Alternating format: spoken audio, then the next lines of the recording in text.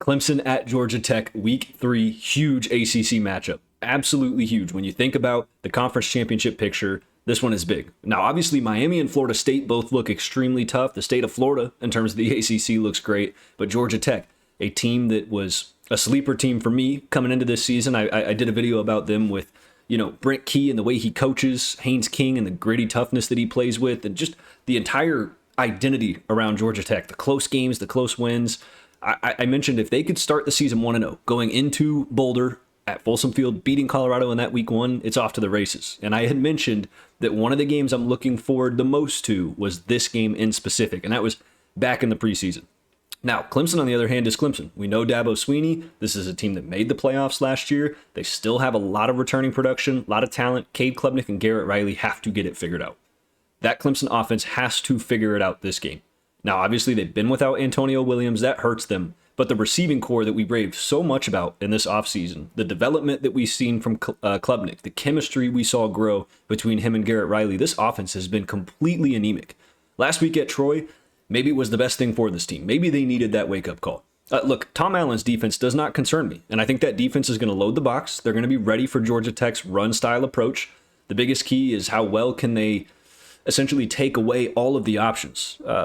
Georgia Tech and Buster Faulkner, offense coordinator over there, love to give so many options, and even just the run game, right? If it's not a jet sweep, it's Haynes King's ability, it's Jamal Haynes' ability. There's a lot of things that you have to watch for and keep your eyes on, at least in terms of the backfield motion, mesh, fakes, all of that good stuff. So curious to see how that Clemson defensive front plays. On the other side there for Georgia Tech, that's going to be the biggest thing for them is how well can they move the line of scrimmage. If they want to effectively run the ball, they got to be able to move the line of scrimmage. And they're playing one of the best in the country.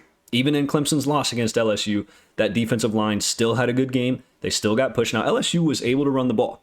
So I'm curious to see what kind of film that Georgia Tech pulls from that game that maybe they try to attack. There was a couple late developing screens and late developing mesh routes that LSU got Clemson on. So Aaron Anderson had, I think, 2 of those that were big plays for the Tigers of LSU against the Clemson Tigers. So curious to see the offensive scheme for Georgia Tech coming into this game. It's going to have to be creative. They're not going to be able to just run the ball 60 times in this game and expect to beat Clemson. So curious what the balance looks like on offense. In terms of Georgia Tech defensively, they are going to have to just stick to the script. Just do what you do. Play physical, but play smart. Clemson has yet to prove that they can beat anybody deep. They've yet to prove that they can find consistency in the run game. That's been their biggest kryptonite.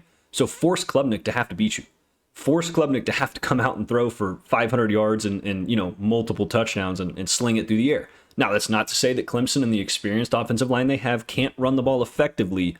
But if you're Georgia Tech, you do not have to rewrite history to win this game. You don't have to do anything magnificent, defensively. So that's it for the preview. Just tons to look forward to. Like I said, loads of implication. It really feels like a pressure-packed game for Clemson. If they start this season 1-2, it's not entirely over. I mean, they won the ACC last year going into that game with a couple of losses, still made it to the playoff and played extremely well against Texas, albeit they lost. But it just feels like the Tigers have to win this game. And like I said, maybe that Troy game was a wake-up call they needed. Maybe that gets them into shape. I'm sure it's been a tough week at practice. They know what they're walking into.